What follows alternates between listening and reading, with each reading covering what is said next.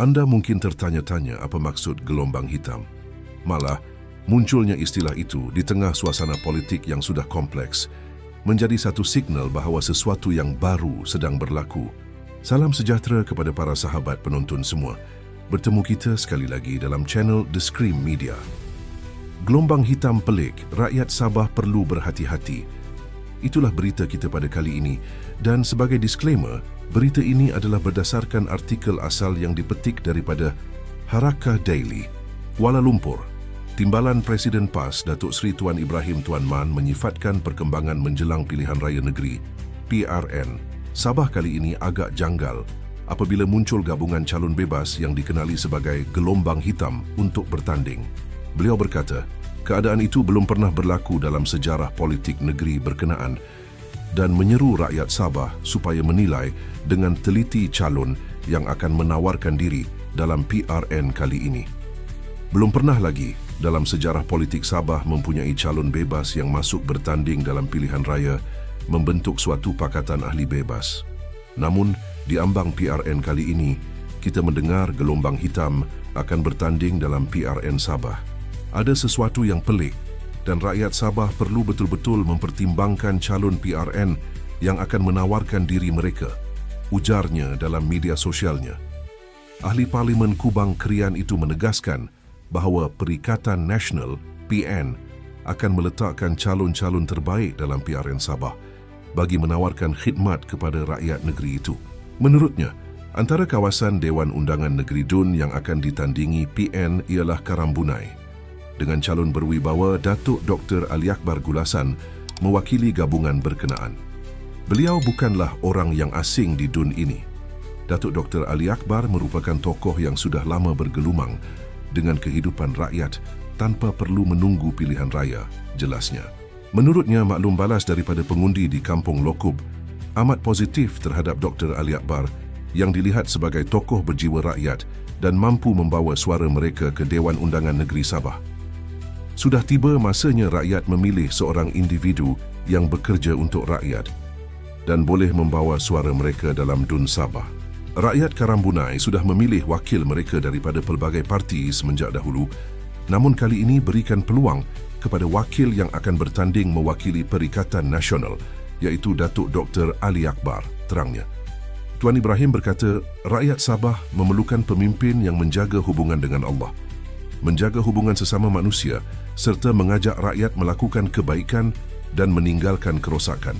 Ciri-ciri ini saya lihat ada pada Datuk Dr. Ali Akbar, ujarnya yang juga Ketua Pembangkang Dewan Undangan Negeri Pahang.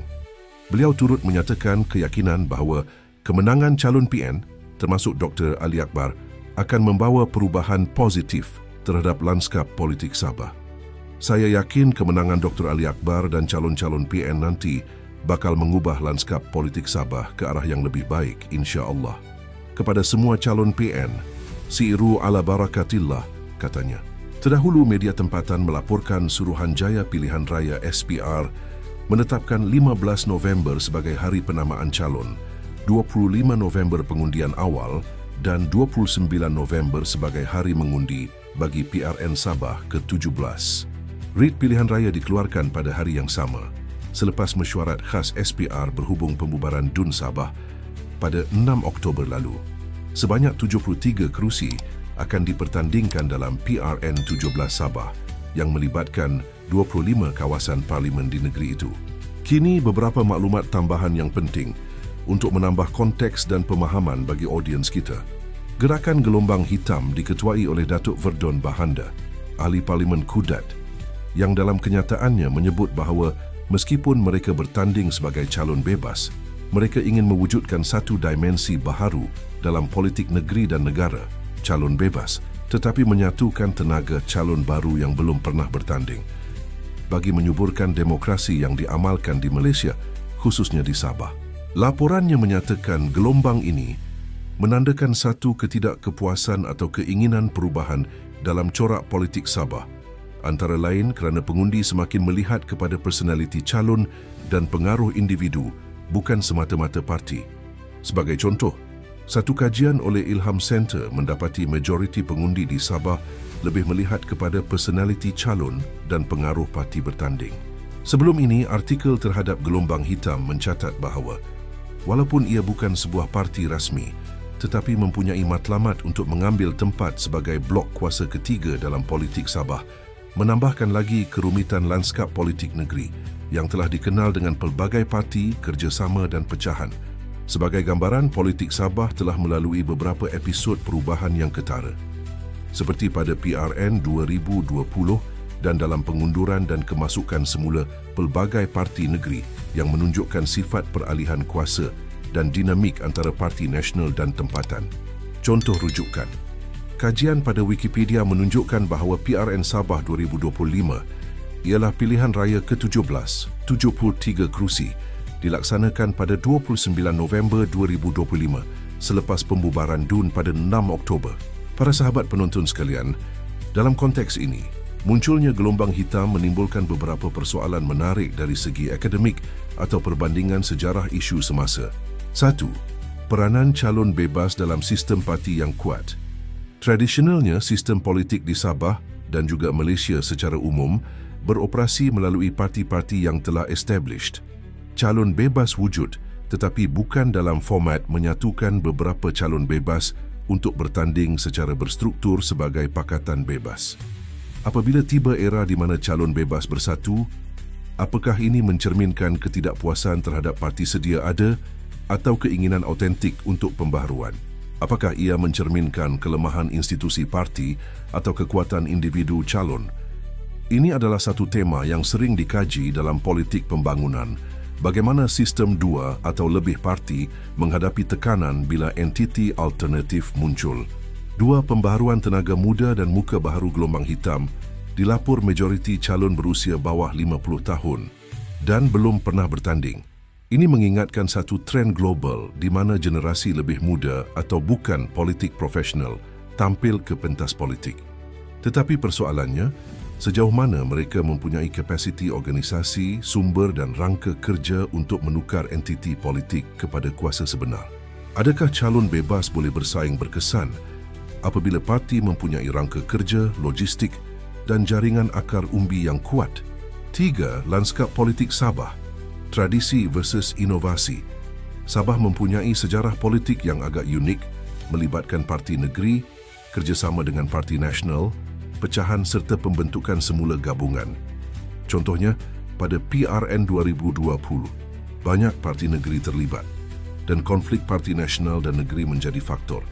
Dalam konteks ini, apakah kemunculan gelombang hitam menandakan bahawa pengundi negeri ini semakin bosan dengan parti sedia ada dan ingin mencari alternatif, atau sekadar satu taktik strategi bagi menarik perhatian dan mempengaruhi keputusan majoriti parti? 4. Impak strategik terhadap kuasa parti major. Dengan munculnya blok calon bebas sebegini, parti-parti besar seperti PN, BN, Warisan dan lain-lain perlu menyesuaikan strategi mereka. Sebagai contoh, Tuan Ibrahim menyebut PN akan meletakkan calon terbaik di Sabah. Ia menunjukkan bahawa mereka melihat cabaran ini serius dan bukan hanya tanding seperti biasa. Ini membawa kepada persoalan. Apakah parti major akan menjadi lebih terbuka kepada kerjasama dengan entiti bebas atau perlu memperkuat struktur dalaman mereka bagi menghadapi arah perubahan? 5. Demokrasi pilihan raya dan perubahan budaya pengundi. Dengan peralihan perhatian kepada personaliti calon dan bukan semata-mata logo parti, ini mungkin mengesahkan atau mengubah model pengundian pengundi Sabah. Kajiannya oleh Ilham Center menunjukkan bahawa pengundi lebih melihat kepada personaliti calon dan pengaruh parti. Jika demikian, maka calon bebas yang mempunyai imej kuat atau kemahiran mobilisasi mungkin mempunyai kelebihan. Ini memunculkan pertanyaan, adakah sistem pertama lulus, first past the post, yang diamalkan akan membawa hasil yang berbeza apabila banyak calon bebas menyertai dan memecah undi parti tradisional? 6. Sejarah perbandingan, pilihan raya dengan banyak pencabar bebas. Dalam sejarah politik Malaysia atau negeri-negeri lain, munculnya banyak calon bebas kadangkala menyebabkan pengundian terpecah, memberi kelebihan kepada calon majoriti kecil atau menyebabkan keputusan tidak meyakinkan demokrasi. Apakah gelombang hitam akan berlakunya seperti fenomena spoiler, pencabar yang memecah undi? atau benar-benar menjadi alternatif kuasa baru? Ini adalah persoalan yang boleh dikaji dalam literatur politik pilihan raya. Sebagai penutup, apa yang sedang berlaku di Sabah ini bukan semata-mata pertarungan biasa antara Parti A, Parti B. Ia memperlihatkan satu fenomena potensi perubahan dalam cara pengundian, cara calon muncul dan bagaimana pengundi mungkin menilai calon mereka. Apakah gelombang hitam akan berjaya mengubah lanskap politik Sabah? Atau adakah ia hanya satu kesan sementara yang akan dilupai selepas PRN selesai? Bagi anda yang menonton, apa pandangan anda? Adakah calon bebas seperti ini wajar mendapat ruang yang lebih besar dalam sistem kita? Atau adakah kuasa parti tetap akan menguasai keadaan? Tulis komen anda di bawah dan jangan lupa untuk like, kongsi serta subscribe jika anda ingin terus mendapatkan analisis mendalam seperti ini. Terima kasih kerana menonton dan terus fikir bagaimana masa depan politik negeri kita akan terbentuk.